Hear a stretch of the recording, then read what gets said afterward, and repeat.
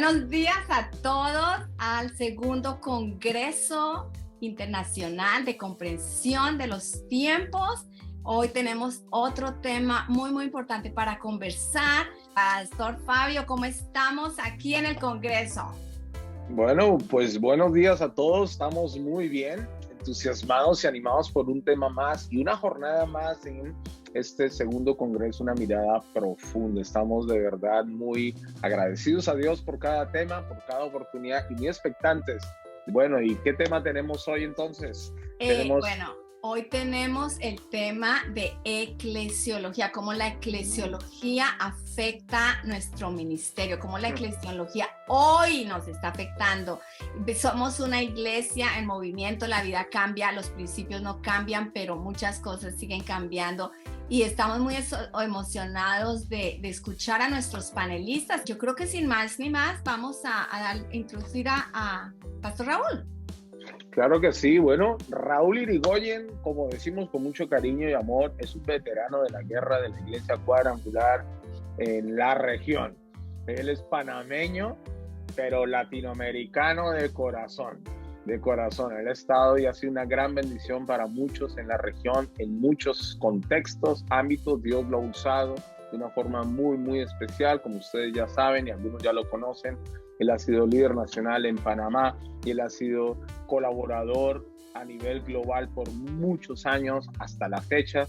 Ha trabajado en la oficina de misiones internacionales de la Iglesia Cuadrangular en los Estados Unidos y desde allí ha servido siempre y hasta hoy a Latinoamérica. Es una bendición tener con nosotros al pastor Raúl y agradecemos a Dios su vida, su ministerio y la sabiduría que Dios le ha dado. Así que, pastor Raúl, bienvenido en esta mañana como moderador de este diálogo.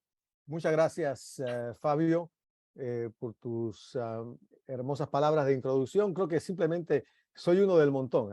Hay muchos más líderes que están contribuyendo a la obra en América Latina, por la cual estamos todos agradecidos. Hoy nos toca iniciar la conversa sobre el impacto de nuestra teología en el ministerio de la iglesia.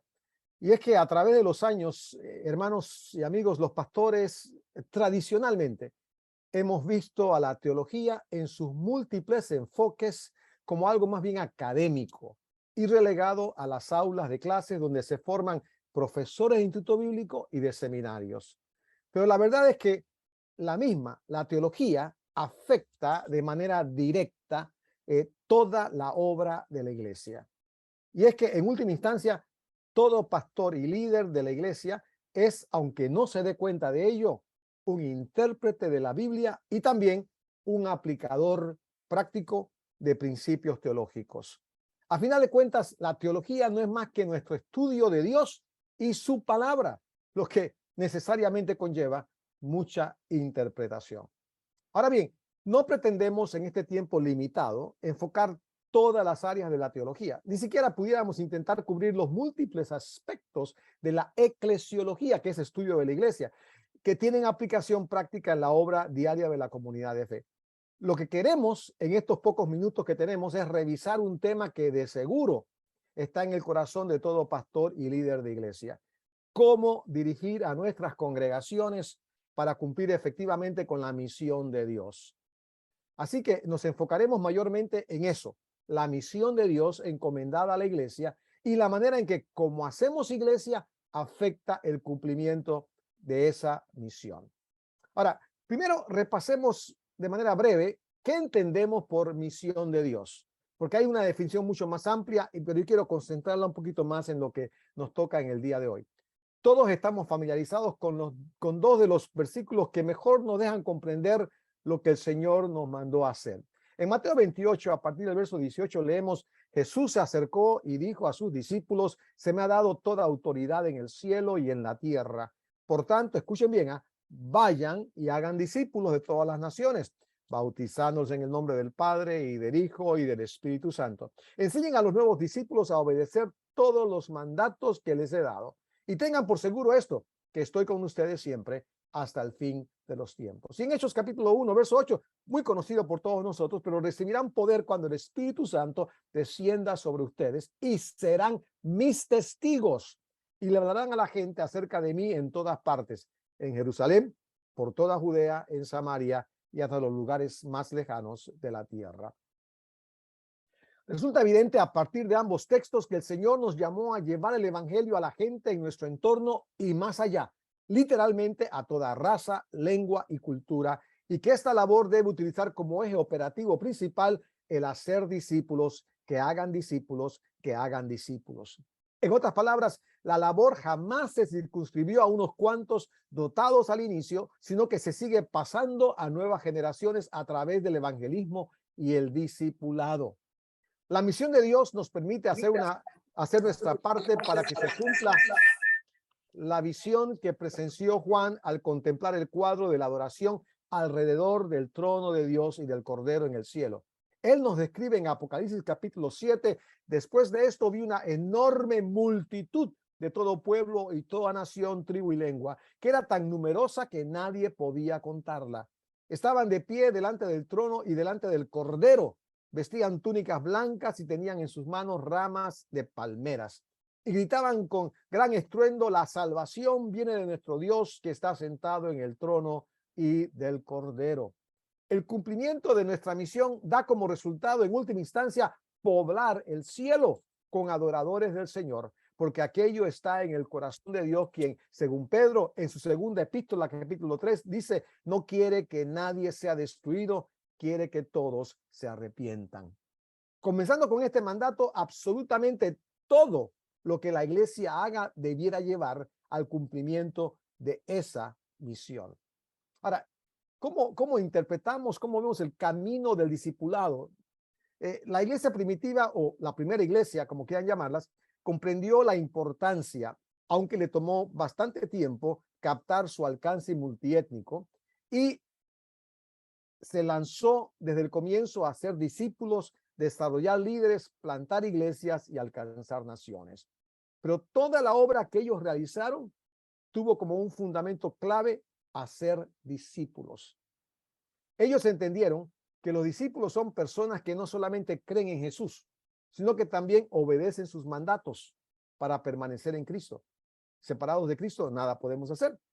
Gente que son cambiadas a la imagen de Cristo para reflejarlo a Él. Gente que hacen lo que Jesús hizo y aún cosas mayores, porque ciertamente nos ha enviado el poder del Espíritu Santo. La iglesia primitiva también se dio cuenta de que el discipulado es todo un proceso multidimensional en el que participan no solo Dios y la persona del discípulo, sino también cristianos maduros que acompañan al discípulo en su crecimiento y maduración. Lo interesante es que a medida que el discípulo va creciendo, Dios va proveyéndolo, rodeándolo de más cristianos maduros y mentores que le ayudan a desarrollarse no solo como creyente, sino también como servidor en la obra de Dios.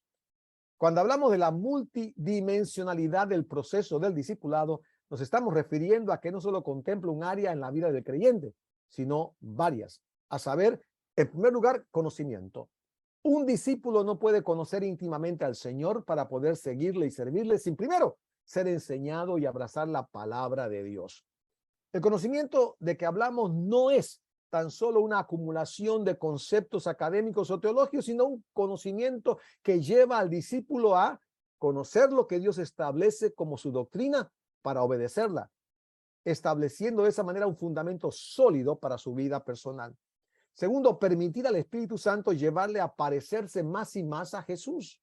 Y en tercer lugar, muy importante, atreverse a servir y ministrar como Jesús lo hizo.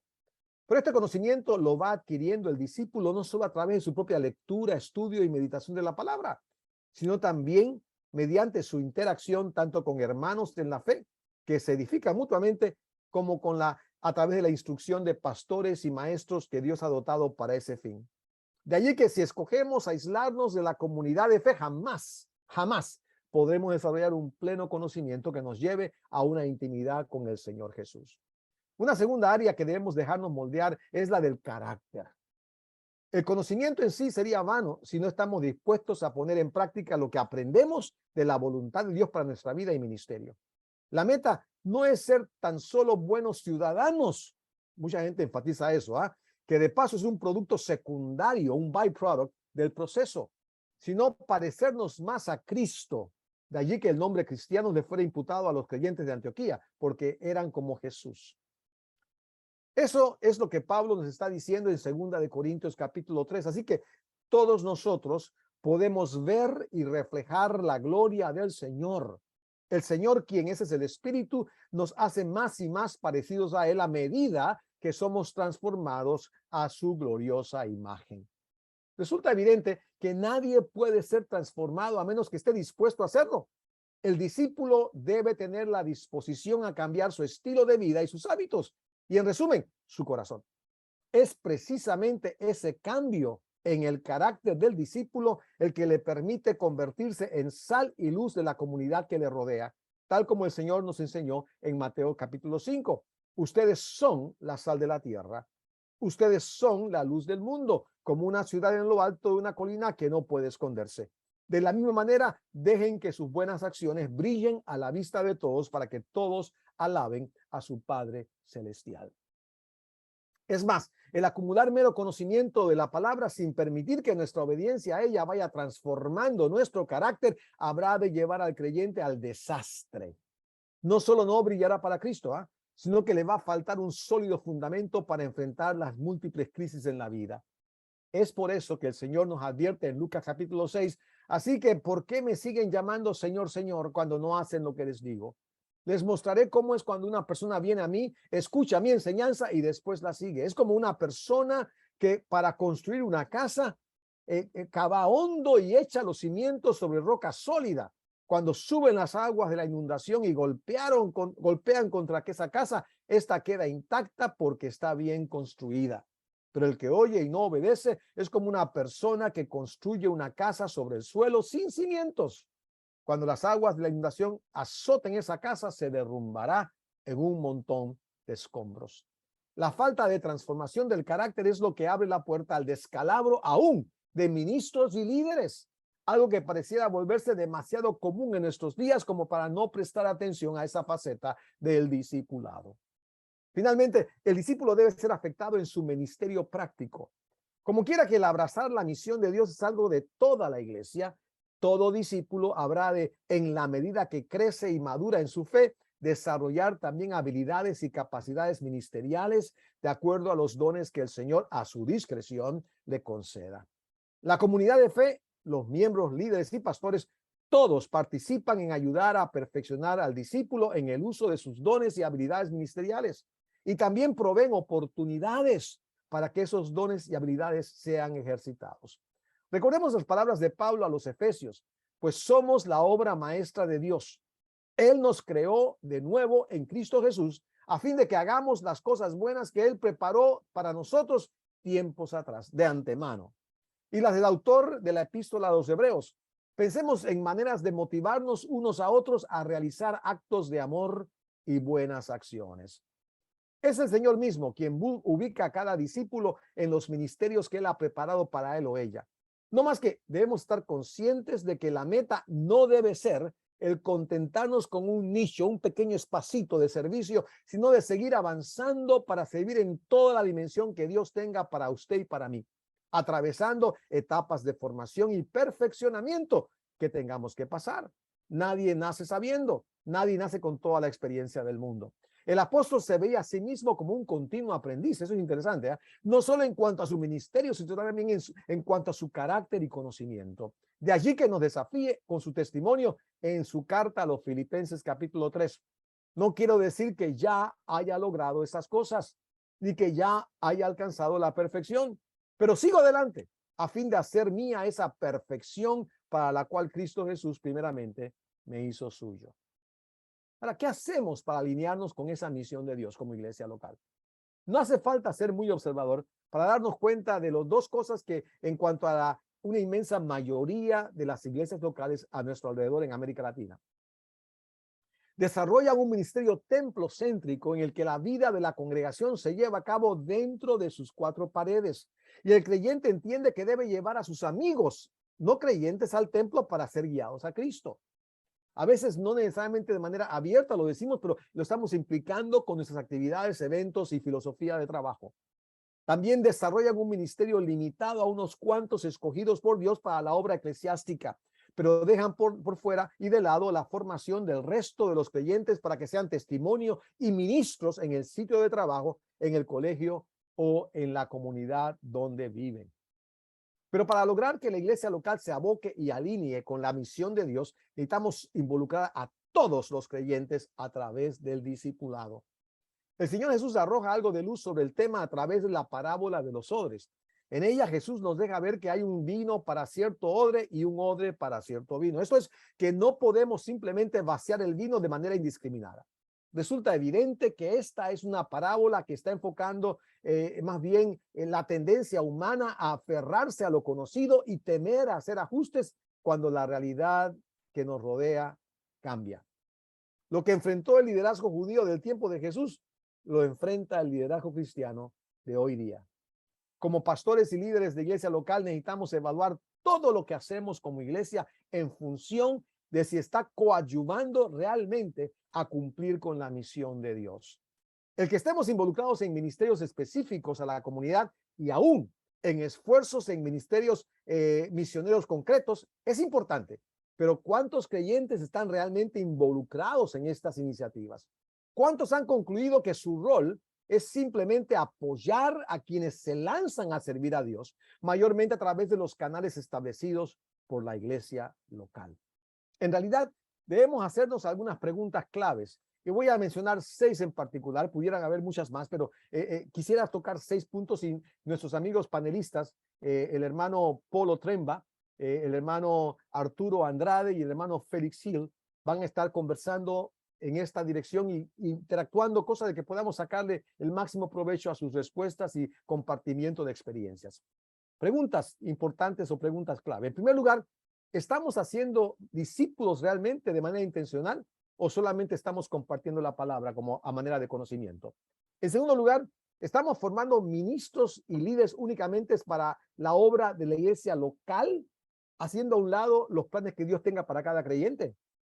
En tercer lugar, tendremos tanta actividad en la iglesia local que estamos desgastando física, emocional y espiritualmente a aquellos pocos líderes que trabajan con nosotros. En cuarto lugar, estará la intensidad y frecuencia de las actividades de la iglesia limitando, coartando la disponibilidad del creyente a trabajar en su comunidad donde Dios la ha colocado. En quinto lugar, ¿cómo afectan esos paradigmas que la iglesia ha abrazado por siglos y trata como si fueran intocables? Cosas como, por ejemplo, la sobreestructuración, la dependencia de una élite dirigente, etcétera, afecten ese ministerio. Y en sexto lugar, ¿qué pasos prácticos pudiéramos dar para alinear a cada una de nuestras congregaciones con la misión de Dios? Ahora, son preguntas muy abarcadoras todas ellas, pero tenemos poco tiempo y queremos descansar en el aporte de sabiduría, de mucha experiencia que nuestros panelistas hoy tienen que compartir. Así que mira, quisiera comenzar con el hermano Polo Tremba, no porque sea el más viejo, pero tiene las mayores canas, por supuesto.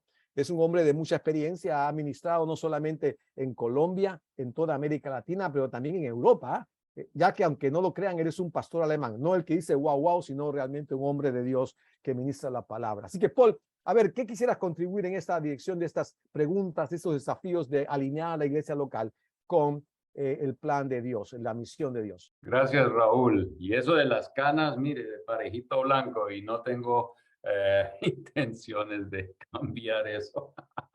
Pero gracias, Raúl, por esta introducción tan, mejor dicho, en una forma muy concentrada.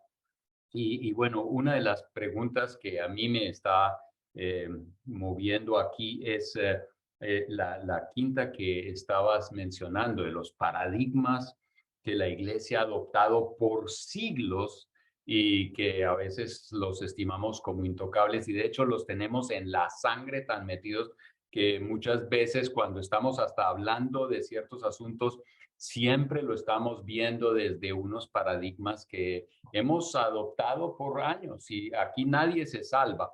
Yo creo que todos hemos sido de alguna manera formados y eso nos ha afectado. Hemos llevado a cabo el ministerio y también lo hemos hecho desde esa perspectiva. Es en estos tiempos, y yo creo que a raíz de la pandemia, que nos estamos preguntando más que nunca, aunque los reformadores ya pusieron eso sobre la mesa, acerca de cómo podemos hacer iglesia o cómo pensó Dios que debía funcionar la iglesia. Y mencionaban el sacerdocio general de toda la iglesia. Eso por 500 años no se tocó mucho. Todo el mundo evangélico se le preguntaba, ¿usted cree en el sacerdocio general de toda la iglesia? Todos decimos sí, claro que sí, pero en la práctica nosotros no lo llevamos a cabo como a la larga se hizo en los primeros 300 años de la iglesia. Y eso yo creo que nos ha afectado fuertemente en el avance de la iglesia. Paradigmas que han frenado poder avanzar más rápidamente la iglesia. Y yo creo que hemos ido, a mí me ha ayudado mucho a pensar de una manera diferente hoy día y a cuestionar mucho. Yo no quiero decir que yo ya tengo todo como cuadrado y claro de lo que hay que hacer, pero sí en el Antiguo Testamento nosotros tenemos un templo muy específico en un lugar a donde toda la gente tenía que ir para cumplir con ciertos sacrificios, ciertos ritos religiosos, y había ahí un grupo de sacerdotes especializados que guiaban a la gente en ese proceso. Cuando Jesús aparece, nosotros vemos que el templo vivo de repente va donde la gente no tiene que ir donde él, aunque sí, aquí se puede pelear, ¿no es cierto? Que la gente iba donde estaba Jesús, pero es que Jesús iba a donde Zaqueo en la casa, Jesús iba a donde estaba la gente necesitada, él pasó al otro lado del mar de Galilea para liberar a un endemoniado o uno que tenía, mejor dicho, más de un demonio. Y entonces solamente por eso fue allá a liberarlo, porque él no hubiera podido venir al templo, porque eso era, ¿cómo se dice? Aquí habían barreras culturales, religiosas y de todo. Y entonces, ¿a dónde voy con todo esto? Que yo creo que sí, paradigmas nos han afectado en cuanto al avance de la iglesia hoy en día y en cuanto al hacer discípulos de toda la iglesia. Y yo creo que debemos repensar como iglesia, como líderes, cómo podemos llegar y cambiar eso. Y claro, aquí es donde seguro una discusión vale la pena tenerla. Amén. Arturo, que tú tienes mucha experiencia tanto como pastor local como actualmente líder nacional, pero miembro de la Junta Directiva por eternidades, ¿ah? Creo que tú eres el anciano de días en Colombia Carismática, ¿no? Algo como eso, aunque te ves joven, pero eres anciano de días en realidad, ¿no? Ahora, en base a lo que decía Paul, ¿qué otro paradigma tú ves que está afectando que la iglesia se alinee con la misión de Dios? Porque es importante lo que tocaba Paul, eso de los paradigmas que son vacas sagradas y que son obstáculos para el crecimiento de la iglesia, a la proyección del evangelio. ¿Qué contribuyes tú en esta dirección de paradigmas que habla Paul? Y bueno, muchísimas gracias. Primero, que estos espacios de comprensión de los tiempos se abran para estas discusiones, buenísimo. También hacer esto que hiciste de sintetizar, admiro mucho eso de la síntesis en cuanto a un tema como la eclesiología tan grande y la teología más grande, y decir cómo lo unificamos en la misión de Dios. Muchas gracias por traer esto. Y bueno, también quería hacer referencia a que cuando Fabio te presentó, tú dijiste que uno del montón, pero yo quiero decir que ese montón de los que sobresalen por la pasión, el compromiso. Muchas gracias, Pastor Raúl, por esa capacidad de ayudarnos en la iglesia.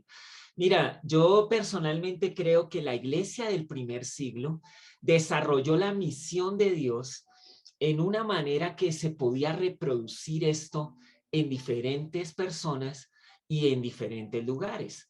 Jerusalén, a pesar de los esfuerzos de los apóstoles, no llegó a ser completamente el centro por circunstancias históricas que conocemos, pero lo interesante fue que cuando se dispersaron, multiplicaron, reprodujeron lo que habían aprendido. Y creo que a la iglesia de hoy eso todavía le falta. Estamos a veces en una competencia en este siglo XXI de las iglesias que mejor producen un programa o que tienen un curso muy específico o que tienen una metodología, pero resulta que no es tan fácil de reproducir. Como que se queda para un momento, para una gente, y aún los mismos que se exponen a esto les cuesta llevar esto a otros lugares. A veces, y también me incluyo ahí, tenemos que arrepentirnos de esto, y es que le decimos a las personas que es que como que somos los únicos capaces de producir este material o de darlo, y que si no viene a nuestro curso y se inscribe y lo hace como nosotros decimos, entonces no va a tener la misma bendición o impacto. Y eso es una mentira total, porque lo que es bueno es reproducible. Lo que hace parte de la misión de Dios se puede volver a llevar a otro lugar y a otras partes. Yo creo que ese es uno de los paradigmas que tenemos que derribar, arrepentirnos primero de eso. Y yo estoy revisando mucho esto, a ver cómo me arrepiento de unas, cambio en otras, y busco, digamos, cosas que de verdad le den a los creyentes como la oportunidad de reproducir en otros lados. Entonces, sobre ese punto de los paradigmas quería participar así. Félix, tú tienes una realidad muy particular. No solamente es líder nacional, tomando el liderazgo de manos de Fabio, que muchos años estuvo al frente de la obra en Perú, pero también tienes un contexto de selva. Una ciudad, Iquitos, en toda la selva amazónica de Perú, con una característica muy particular. Y sin embargo, tan apartado como están ustedes de Lima, es cierto que hay paradigmas que también están frenando la obra de la iglesia, de cumplir con la misión de Dios. ¿Qué quieres contribuir en cuanto a lo que Pablo decía anteriormente y que Arturo también ha complementado? Sí, bueno, gracias por la oportunidad. Es una bendición compartir con cada uno de ustedes de manera especial. Gracias, Pastor Raúl, por exponer este tema. Sí, pues estoy completamente de acuerdo con todo lo que ya se dijo, ¿no? Creo que nos pasa mucho la factura, la forma como nosotros, digamos, hemos aprendido a hacer ministerio, ¿no? Y obviamente uno, para bien o para mal, uno va a reproducir lo que uno ha recibido, ¿no? Sin embargo, el mundo de hoy en día y la forma como la gente mismo vive su fe, nos tiene que llevar a replantear la forma como nosotros estamos abrazando la misión de Dios, ¿no? Sobre todo en un contexto, por ejemplo, como el nuestro, ¿no? Donde la gente migra mucho, ¿no? Acá todavía nosotros vemos pueblos muy alejados y donde uno quiere ir a establecer iglesia en esos lugares, y uno se da cuenta que 6 meses más tarde, que cuando uno comenzó un proceso, ya esa gente no está. Esas 6 familias que conforman un pueblo simplemente consiguieron un mejor trabajo y se mudaron a otra parte, y a nosotros nos tocó abrir y cerrar iglesias por esos motivos, ¿no? Donde uno cree que tiene una iglesia en una comunidad y 6 meses después uno dice, no hay nada, ¿dónde se fue la iglesia? Si es que nosotros realmente seguimos pensando que iglesia es el lugar donde nos reunimos, es el templo, perdemos la vuelta, ¿no? Eso nos tiene que llevar a replantear una vez más, ¿no? La importancia de hacer discípulos. Esa gente se puede mover y se seguirá moviendo, pero ellos pueden llevar el mensaje de Cristo. Entiendo también que la iglesia primitiva es como funcionaba. Eran personas que no se quedaban mucho tiempo en un lugar. Eran personas muy migrantes, hablando de iglesia en movimiento. Era una iglesia en movimiento, ¿no? Pero a veces nosotros, como tenemos un formato, decimos, ay, teníamos una iglesia, la perdimos. ¿Realmente la perdimos? Si realmente entendemos que la misión de Dios tiene que ver con hacer discípulos, capacitarlos, entrenarlos, realmente no habremos perdido, ¿no? En términos, digamos, de la visión de Dios y de la misión, creo que podemos ganar mucho. Y ahí es donde necesitamos hacer esos cambios, ¿no? Esos cambios de paradigmas para poder realmente ver la iglesia y concebir la iglesia como nuestro Señor Jesucristo la vio, ¿no? Y Raúl, Fantástico. Me gustó, déjame terminar, me gustó mucho el punto que dijiste sobre aquello de la migración, porque a veces fallamos de ver que Hechos capítulo 2, cuando cayó el Espíritu Santo, en el contexto de la fiesta de Pentecostés, esos miles de personas que vinieron a Cristo no se quedaron, la mayoría de ellos en Jerusalén. Y la razón era muy obvio. Ellos habían venido de sus tierras lejanas, de hecho hablaban diferentes idiomas, para la fiesta de Pentecostés, como también venían para la Pascua y para tabernáculos. Entonces, esa gente eran migrantes transitorios, venían para las fiestas y volvían a sus casas. Tal vez se quedaron un poquito más de tiempo para ser edificados, pero eventualmente volvieron a sus casas. Así que la iglesia primitiva enfrentó el problema de la migración como algo normal. Nosotros creemos que los 3000 se quedaron y era una mega iglesia. No necesariamente, eso es desconocer el contexto hebraico de las fiestas. Era necesario que todo varón judío se presentara en Jerusalén para celebrar las fiestas y llevar las manos con la ofrenda y todo aquello. Esa gente estaba ahí para esa razón. Así que cuando terminaron las fiestas, muchos se quedaron un poquito de tiempo más, por supuesto, pero volvieron porque dice que se vivían en las casas. ¿La casa de quién? Si esos tipos no vivían ahí. Obviamente los naturales de Jerusalén, esos abrieron sus casas y algunos se quedaron con ellos también, pero eventualmente volvieron y cuando los que no se quisieron ir, se insistieron en quedarse, pues vino la persecución y se acabaron de ir de todas maneras, ¿verdad? Pero es muy importante lo que decías. Si hemos hecho el trabajo, no se pierde. Ah, sí, Pablo, agrega. no, añadiendo a lo que acabas de decir, Jerusalén al principio también estaba muy cerrada, muy centralizada allá en Jerusalén. Ellos no estaban pensando en Mateo 28, 18 al 20, eso se les había pasado, yo no sé. En ese momento yo creo que las emociones de haber experimentado la muerte y resurrección de Cristo los llevó a que no entendieran que Jesús los quería era yendo por todo el mundo.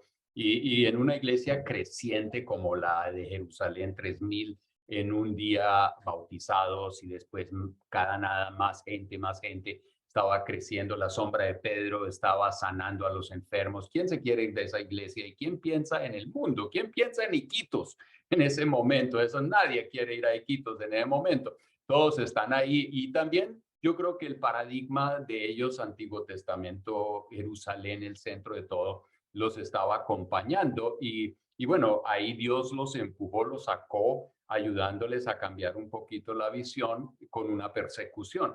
Yo creo que trasladando eso a nuestra situación hoy en día, nos da esperanza, porque yo creo que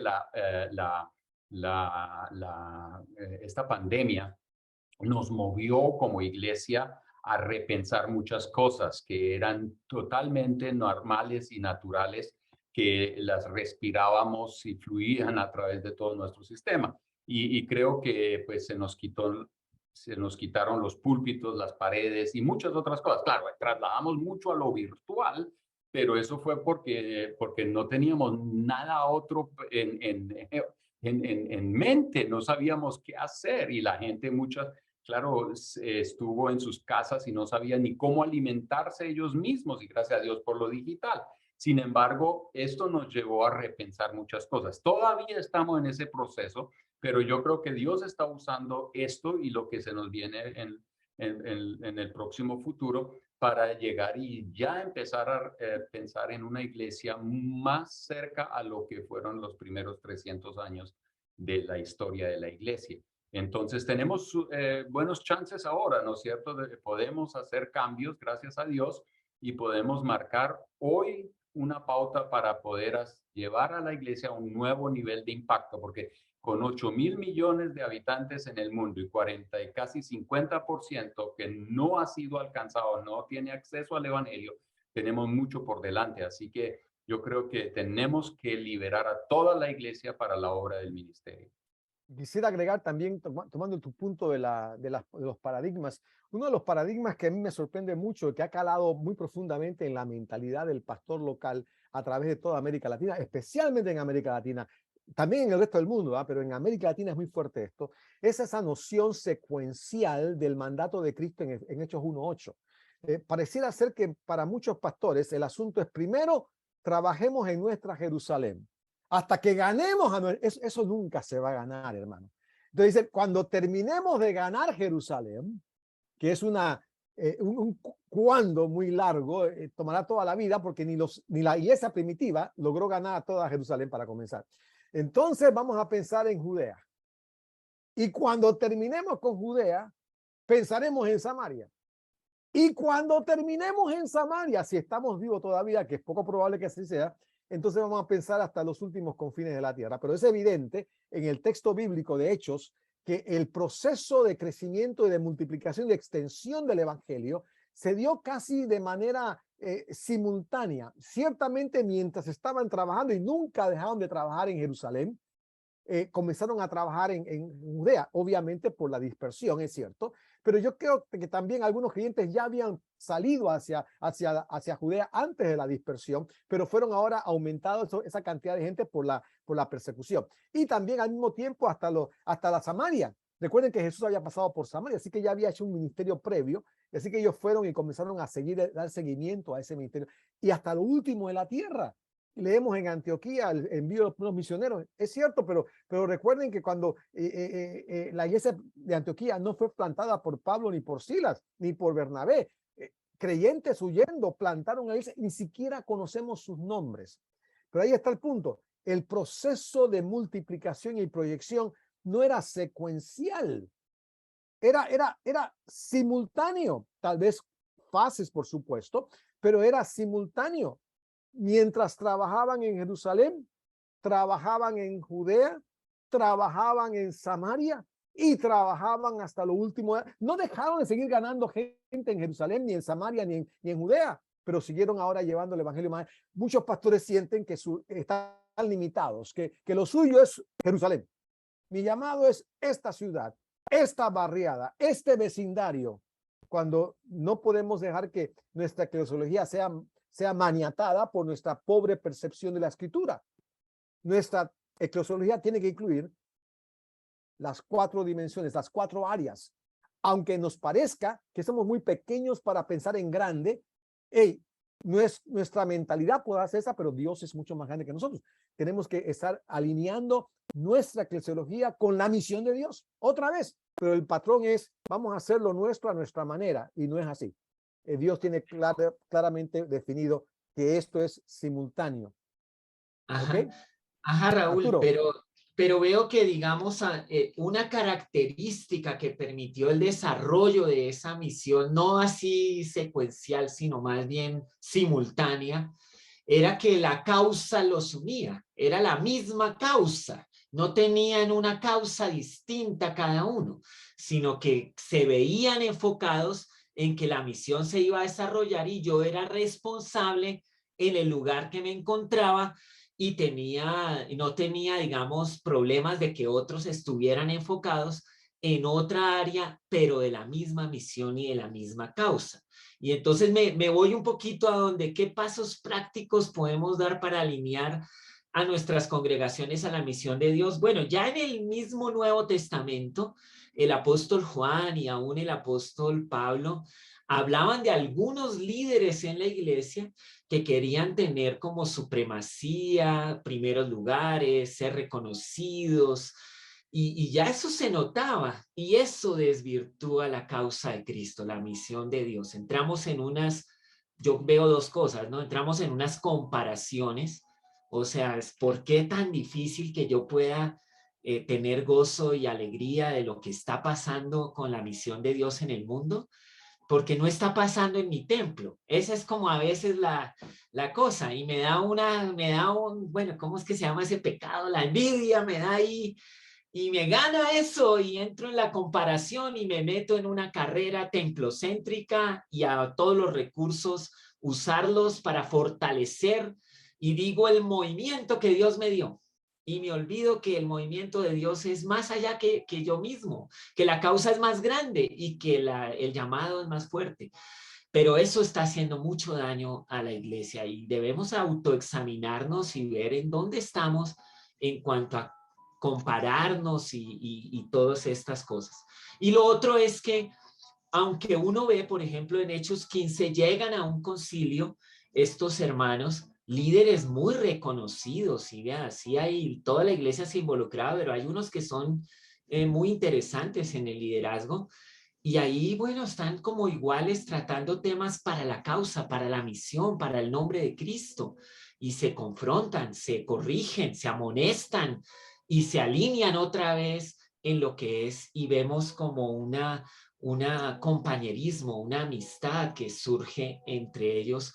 Y aunque cada uno después va por su camino, mantienen una actitud de compañerismo y de amistad. Pedro habló en su carta de lo que Pablo escribía. Pablo se refería a lo que estos escribían.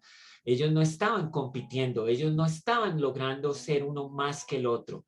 Ellos se apoyaban uno al otro. Y hoy también veo en el liderazgo de la iglesia que no hay ese tipo de compañerismo, de amistad, de unidad entre los líderes para poder realmente desarrollar la misión, porque al final cuando la misión es la que vemos, es nuestro enfoque, pues nosotros nos vamos a alinear con mayor sencillez a esto. Pero eso es lo que veo que está como complicándonos mucho en estos tiempos. Un espíritu competitivo es lo que estás captando, ¿no? Es terrible, ¿no? Me llama la atención cuando uno habla de pastores, una de las preguntas que más rápidamente se hace entre gente que no se conoce es, ¿cuánta gente tenés en tu iglesia? Pareciera que la respuesta a esa pregunta permite o imposibilita la relación con ese pastor, ¿no? Es decir, todos queremos relacionarnos con gente que llamamos de éxito y pensamos que el número de creyentes en la iglesia de alguna manera es un índice de éxito. Y a veces veo pastores, tristemente, lo he visto tristemente también en mi vida. Al comienzo me acuerdo que esa era una tendencia, ¿no? Si tenía 28 personas, ya iba por 40, ¿no? Si tenía 39, ya iba por 50. O sea, redondeamos de una manera un poco generosa. Números evangelásticos, como decían por ahí, ¿no? Entonces, otra vez, nos llevan a una falta de integridad que es tonta, porque no se mide el éxito por eso. Estamos claros. Félix. Quiero aportar, siguiendo esa misma línea de pensamiento del pastor Arturo, y yo creo que la pregunta no es cuántos tenemos, como decía usted, en nuestra iglesia, sino si vemos la visión de Dios es con cuántas personas nuestro ministerio está contribuyendo para poblar el cielo, y nos damos cuenta que estamos jalados y nos tenemos que dar cuenta de que no tiene que ver con una competencia y no tiene que ver con edificar mi reino, porque cuando nosotros pensamos que la misión de Dios tiene que ver con eso, entonces yo voy a formar gente solamente para asegurarme de que el ministerio en la iglesia local está funcionando. En la pregunta que se plantea aquí, estamos formando ministros y líderes únicamente para llevar adelante las iniciativas y ministerios de la iglesia local. Y en realidad es que eso es una tendencia, porque normalmente no estamos formando discípulos para Cristo, estamos formando personas que vayan a cumplir una función a fin que el ministerio, mi ministerio, funcione. Recuerdo que años atrás empezamos a trabajar aquí y después de mucho tiempo, incluso habíamos expandido la iglesia, habíamos tirado paredes, me veía como este hombre, ¿no? Que estaba allá y diciendo, bueno, Alma, muchos bienes tienes, ¿cierto? Gózate. Y estaba en ese primer culto ya con paredes tumbadas y decía, por fin, después de muchos años de arduo esfuerzo, ayuno y oración, tengo la iglesia donde la quiero. Ministro de alabanza, encargados de ministerio de niños, que el de la puerta, y que el hermano que cuenta la plata, y que el hermano que toca aquí, la hermana que danza, y tenía ya organizado, y decía, bueno, descansa, ¿no?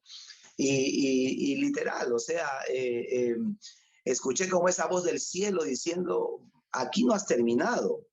Y Dios tuvo que replantear. En ese tiempo estaba yo con esta duda de si multiplicábamos iglesia o crecíamos la iglesia. Recuerdo que tuve esta conversación con el pastor Pablo y él decía, haz ambas cosas, ¿no? Y eso también fue como ahí Dios hablando y diciendo, no se trata de ti, no se trata o sea, esto no es la meta es hacer discípulos, no es tener empleados que te hagan más fácil el ministerio, ¿no?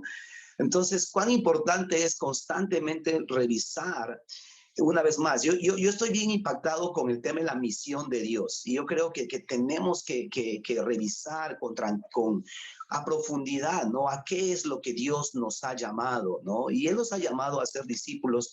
Y eso es algo que yo creo que como ministros de Dios debemos estar haciendo constantemente, ¿no? Creo que debemos también como replantear o redescubrir nuestro llamado, que creo que tiene que ver con lo que dice Efesios capítulo 4, versículo 11, ¿no? Es capacitar, entrenar a los santos para la obra del ministerio, ¿no? Para que cada uno de ellos pueda cumplir con su propósito de Dios aquí en la tierra, ¿no? Porque no se trata de lo que ellos pueden hacer para mí, sino de lo que yo puedo hacer para ellos en términos de lo que Dios quiere que cada una de las personas que Dios ha puesto a mi alrededor para influenciar sus vidas pueda lograr para Dios, ¿no? Y creo que como pastores hemos de dar cuentas de eso, ¿no? Y entender que realmente mi trabajo no es entrenar ni formar líderes cuasi empleados que me sirvan a mí, sino realmente formar discípulos que están cumpliendo con su llamado y propósito de Dios aquí en la tierra, ¿no?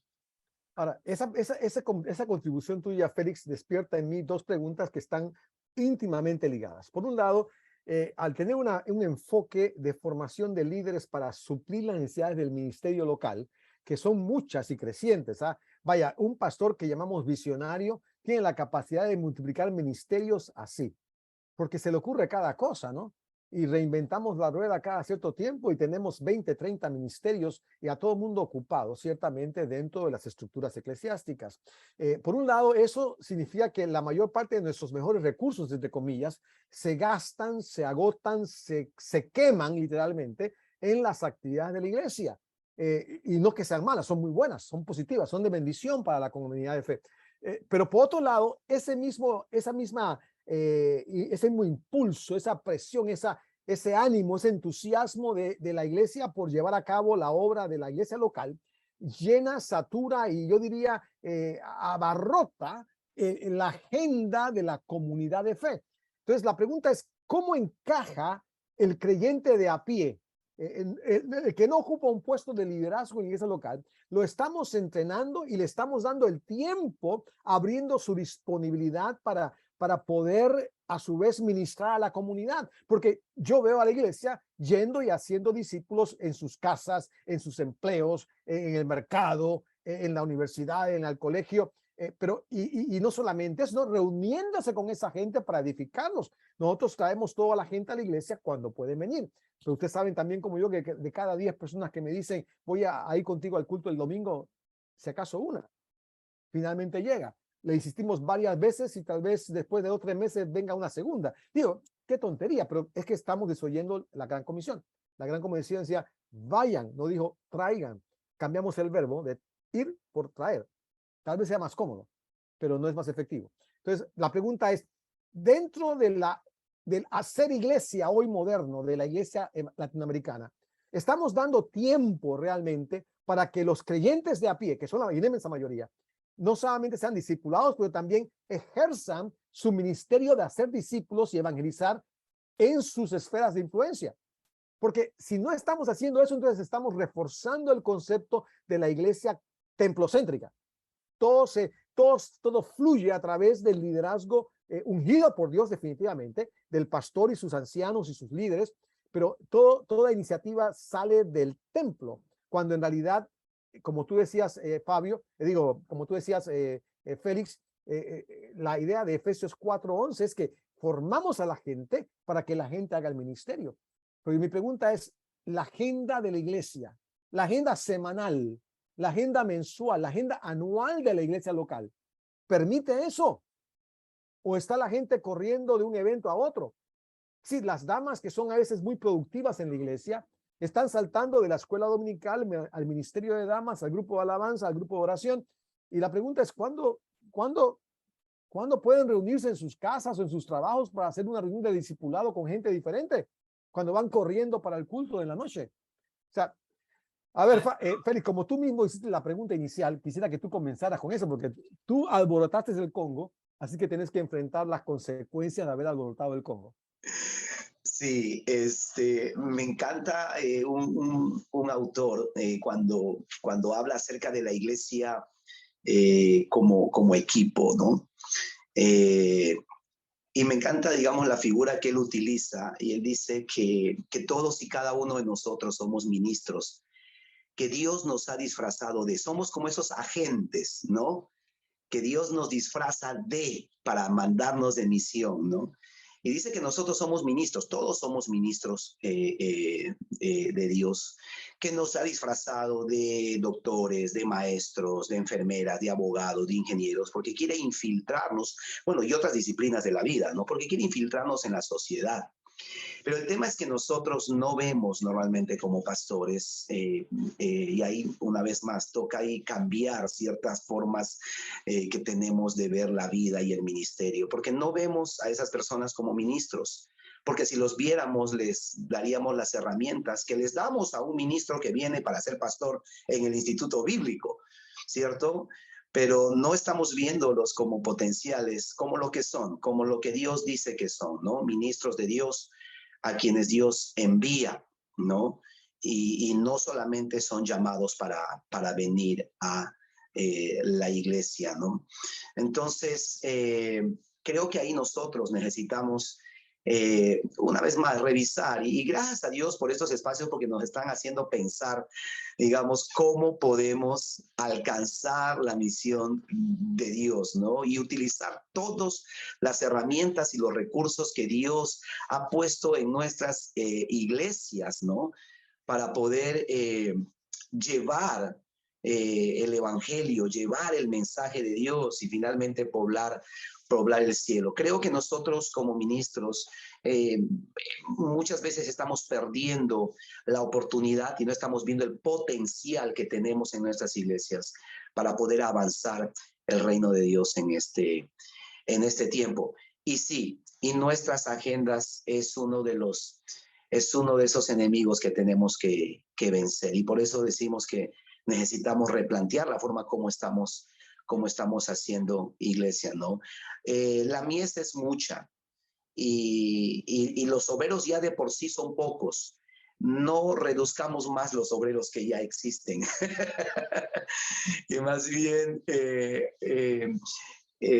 invirtamos en esas personas que Dios ha puesto en nuestras vidas, ¿no? Porque como pastores, digamos, a medio tiempo, bivocacionales, tiempo completo, no vamos a alcanzar a esos 6,000 o 8,000 millones, como decía el pastor Pablo, en el mundo que necesitan de Cristo.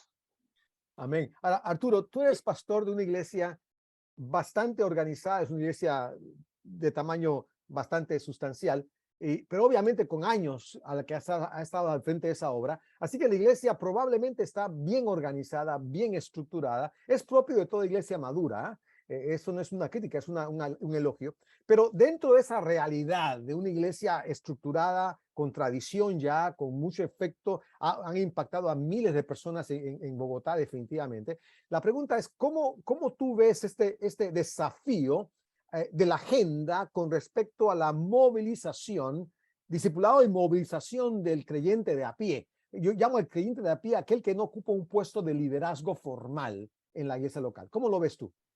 Claro, no, yo creo que este es el punto principal, el pico de nuestra charla, porque definitivamente tenemos que definir a dónde nos dirigimos. No tenemos más tiempo, no tenemos más oportunidad ni más recursos. A donde los mandemos es lo que ya hicimos. Y la verdad es que aquí hay como una responsabilidad compartida, porque cuando claramente explicamos cuál es la misión de Dios, y como en la introducción se vio, hacer discípulos es trabajar el conocimiento, es trabajar el carácter, es abrir oportunidades de ministerio práctico. Cuando un creyente comprende esto, que va a ser discípulos donde sea que esté, el compromiso ya empieza a patinarle. Es más fácil traerlos a la iglesia, es más fácil llevarlos al templo, es más fácil decir, vea, pastor, yo se los traigo. porque comprenden también que es, no, venga, usted va a invertir en una vida, usted va a trabajar en una vida. Ahora, yo creo que nosotros lo que celebramos es lo que más valoramos. Y aunque a veces tenemos una conversación que anhelamos que toda la iglesia se involucre, celebramos es lo que el pastor hace. Y ahí es donde estamos como en una incongruencia total. Casi pocas veces estamos celebrando que un creyente por ahí armó un grupo y está edificando a una gente. Y no lo traemos al frente para decirle a todos, vea lo que este está haciendo, celebremos esto con él. Deberíamos cambiar, a ver, ¿qué celebramos? ¿Qué es lo que vamos a celebrar? Celebramos el ministro que impone las manos y hay sanidad, pero no celebramos que todos por allá afuera están orando por los enfermos y están pasando cosas. No celebramos que todos se involucran, celebramos es a un ministro, celebramos a un especialista. Creo que hay que cambiar la manera práctica de hacer las cosas. El templo es clave, sí es clave. Ya lo tenemos, no hay que desbaratarlo porque ya usted lo tiene, pero úselo como un lugar de entrenamiento. A veces protegemos mucho nuestro formato de culto. Es decir, si no hay alabanza, si no hay prédica y una oración al final, no hubo culto. Y entonces, quedamos ahí. Yo mismo he luchado con eso. Entonces vamos a hacer un culto donde, por ejemplo, tenemos el conocimiento es clave y algunos creyentes no van a poder hacerle un curso a otro, pero tenemos un curso virtual y les decimos sea un monitor de este curso. Hoy el domingo vamos a entrenarlos a ser monitores de cursos de conocimiento bíblico. Y pues cuando uno de pastor piensa, pero no les voy a predicar la Biblia, pero no les voy a dar un versículo bíblico, entra una culpa, una condenación y uno se siente que no está haciendo la obra de Dios. Y resulta que la obra de Dios es entrenar a los santos, es darles herramientas. Creo que estamos haciendo más cuando tomamos el domingo para entrenarlos en cosas así de prácticas. Ahora, el carácter, mira, el carácter, cómo está un creyente que evangeliza a otro y ahora lo va a discipular. Eso quiere decir que hay cosas en el carácter que vienen. Hay una sociedad, yo hablaba con unos jóvenes y les decía, si una persona cerca a ti, quien tú estás dándole testimonio, dice que va a hacer un pecado, ¿tú qué le dices?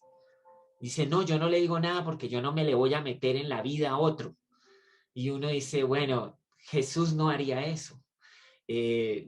Alguien que ama no haría eso, porque el pecado trae muerte, el pecado trae caos, destrucción, arruina. Y si tú amas a alguien, por lo menos le alertarías, le advertirías de ese peligro. Pero mira cómo los creyentes de a pie, como tú los nombras, también están bajo paradigmas sociales en los que los domina esto. Entonces, y claro, cuando uno los lanza así, ellos les cuesta. ¿Qué tal hacer el domingo en la iglesia un día de cómo se hace la amonestación? ¿Cómo se corrige? ¿Cómo se advierte? ¿Cómo se exhorta? Vamos a hacer aquí el drama y vamos a practicarlo, porque eso es la formación del carácter de otro. Pero ¿cómo nos cuesta eso? A mí mismo me cuesta eso, porque los mismos creyentes ahí después dicen no hubo culto, no hubo palabra, no hubo oración, no hubo, ¿esta qué iglesia es? Bueno, es una iglesia comprometida con la misión, pero esto va a tocar muy lentamente hacerlo. Y el primero es que el pastor sea arriesgado, crea en lo que el Espíritu Santo está diciendo para estos tiempos. Y yo creo que es que Dios sí está empeñado en que todo el mundo sepa que Jesús es el único Señor y Salvador, y la iglesia es la única responsable y llamada a dar este mensaje. Pero estas cosas nos detienen mucho. Bueno, es mi propuesta práctica a un tema complejo, pero creo que se puede. Vamos a intentarlo y si alguien lo intenta, que nos cuente qué pasa. Claro, claro, absolutamente. Inclusive, una de las cosas que me llama la atención, decías tú, de que la gente, por ejemplo, tiene miedo de meterse en la vida de otra gente, pero esa es parte de la dinámica del discipulado. En el discipulado tiene que haber confrontación, porque si no hay confrontación, no hay edificación. Si yo no confronto a alguien que se está equivocando, lo voy a dejar que se estrelle, que se vaya barranco abajo. Entonces, es confrontación en amor, ciertamente, pero es confrontación. Y yo a veces noto en las iglesias locales, especialmente en América Latina, una reticencia a la confrontación.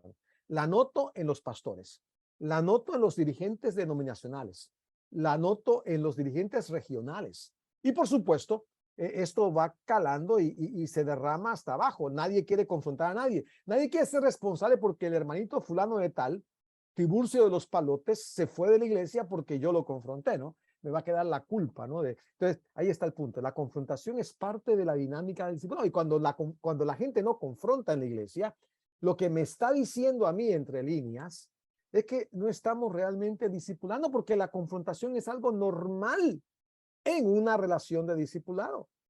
Pero si yo no confronto es porque no estoy discipulando, ni he sido discipulado, ni estoy proyectando discipular a otros. Así que fantástico. Otra cosa que me gustó muchísimo de lo que dijiste, aquello de que hacemos lo que se aplaude y se celebra.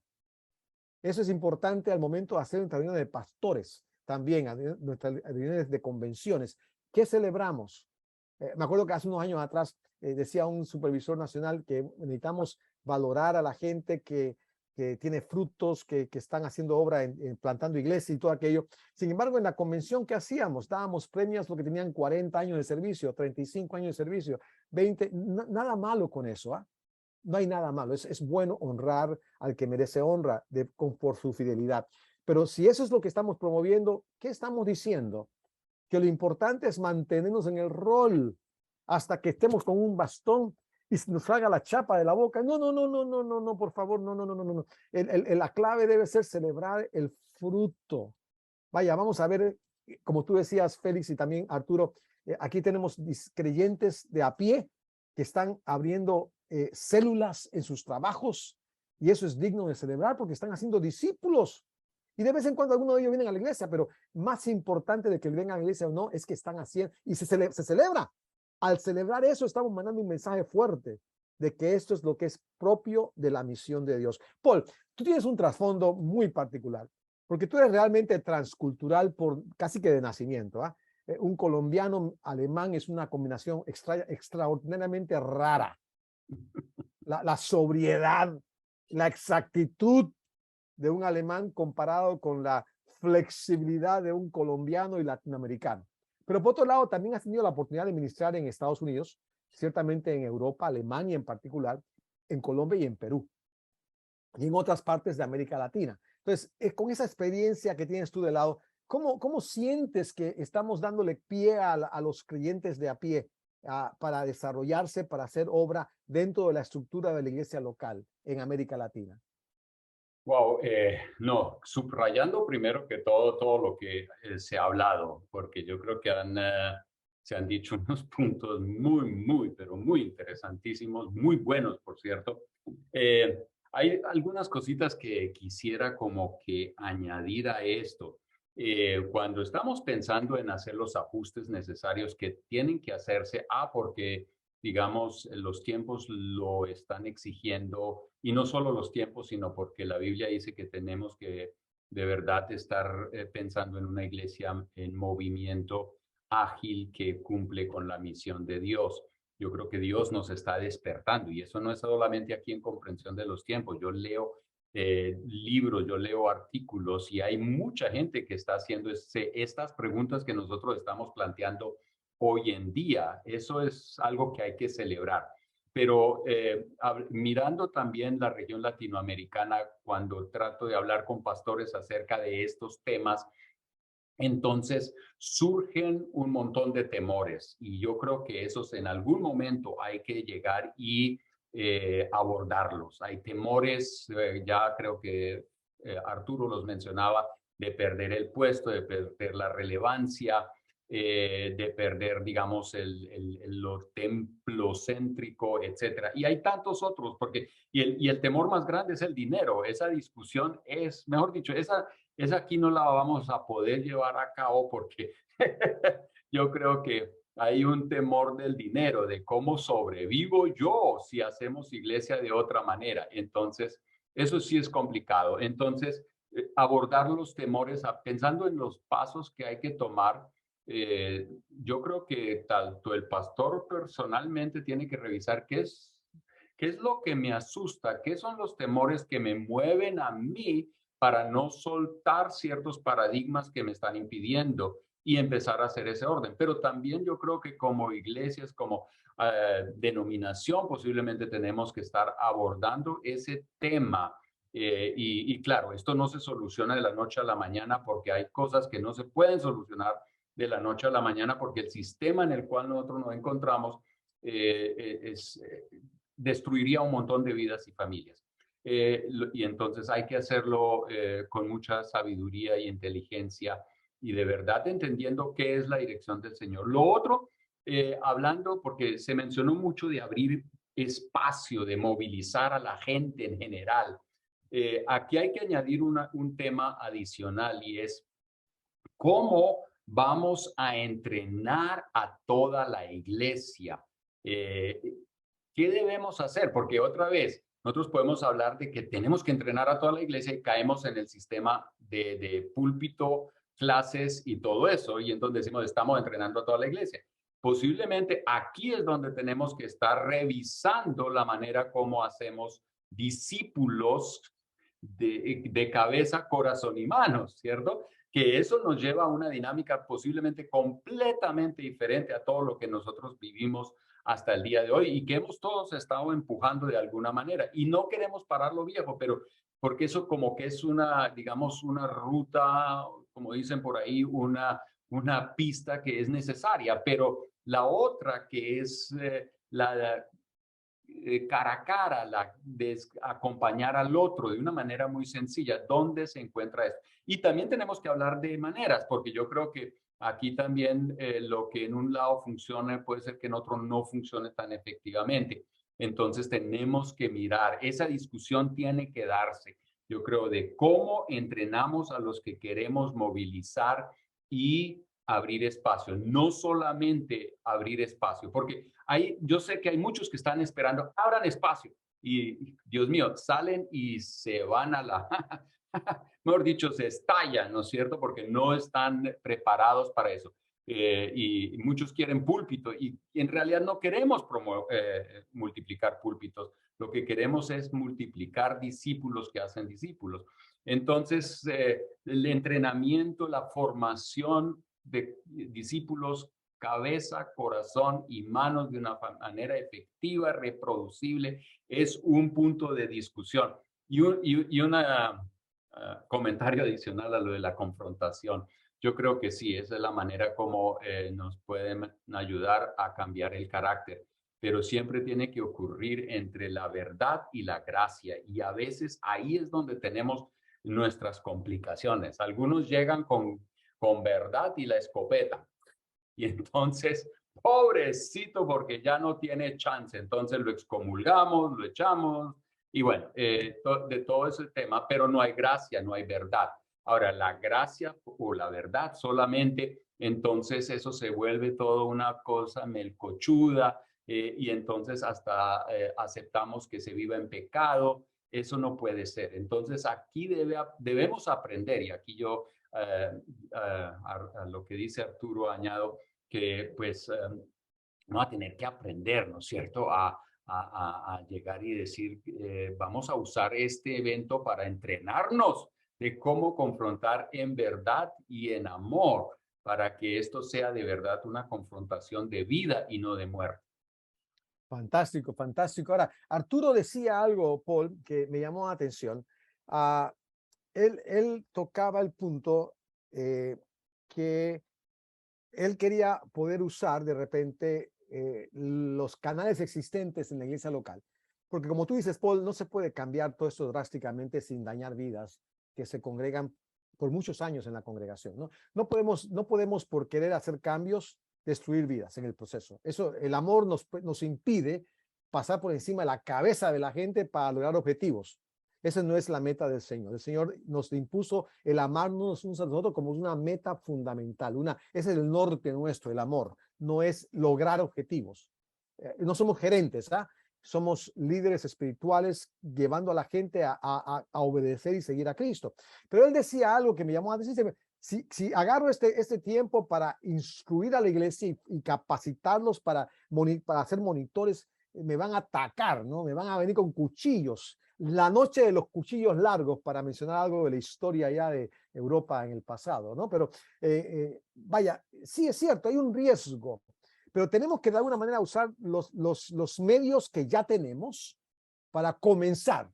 Ahora, lo que tocaba Paul es que no solamente tendremos que usar los medios que ya tenemos, las estructuras actuales, pero aún, y aquí viene la parte que toca aquello de los paradigmas que da temblor y temor a toda la gente, es que tal vez en algunos casos, hermanos, lo impensable tenga que darse.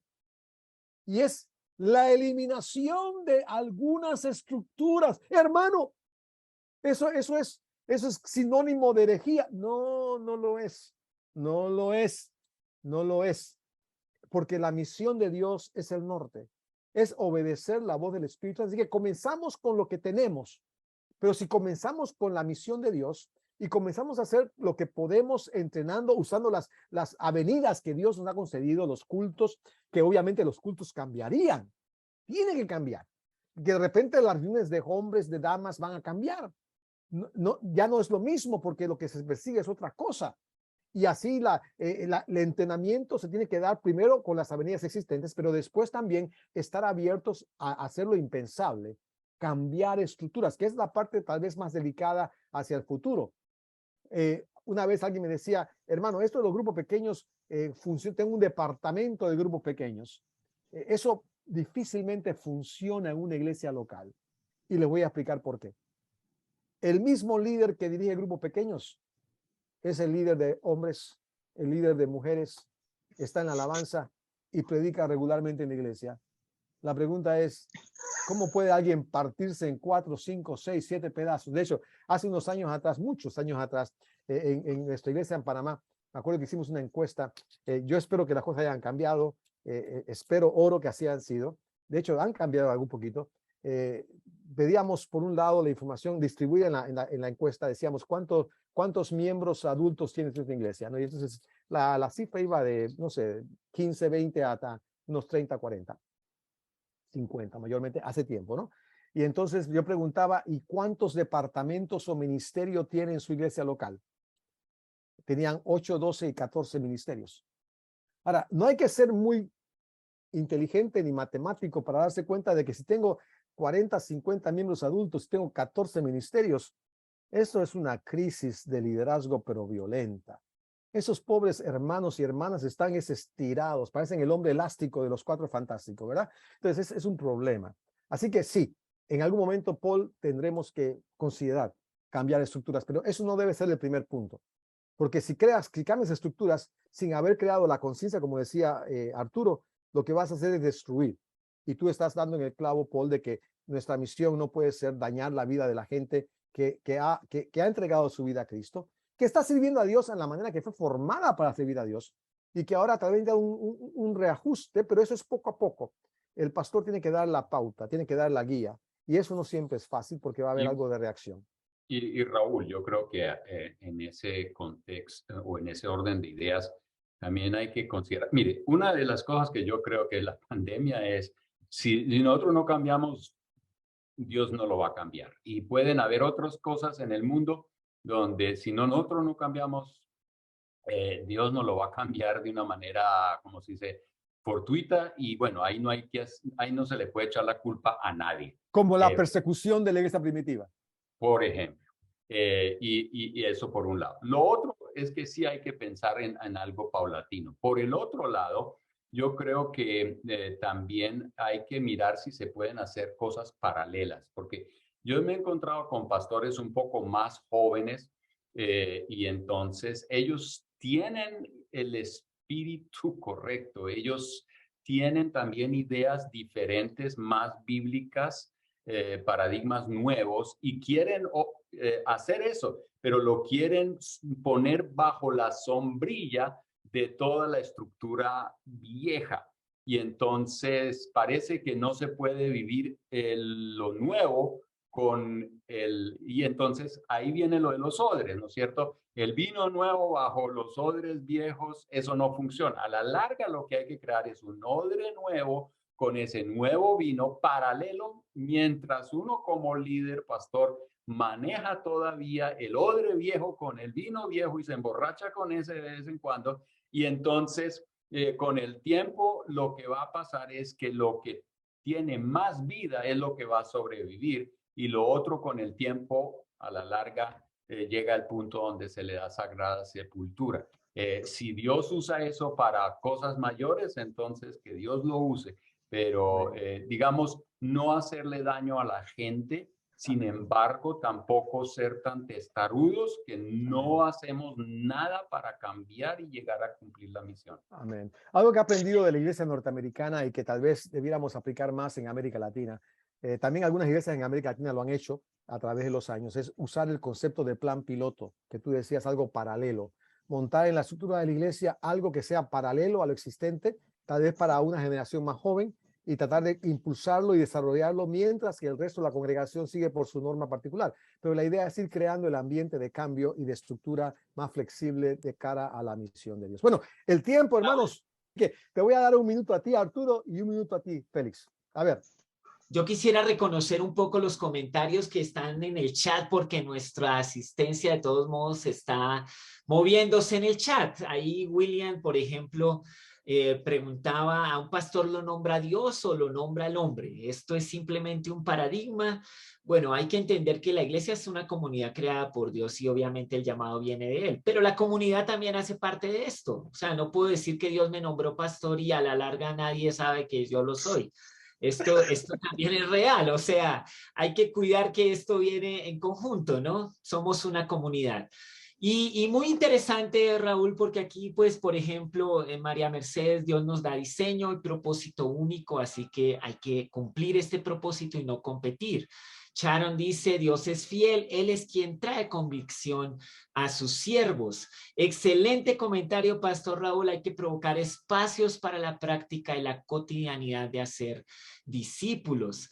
Y bueno, vemos aquí que realmente nuestra asistencia, nuestra gente aquí en Comprensión de los Tiempos, muy activa en el chat, participando. Muchas gracias por esto. Y ahora, a manera de concluir mis participaciones, solamente quería decir dos cosas. Uno, con mucho respeto a la comunidad judía, pero el templo de Jerusalén sigue destruido.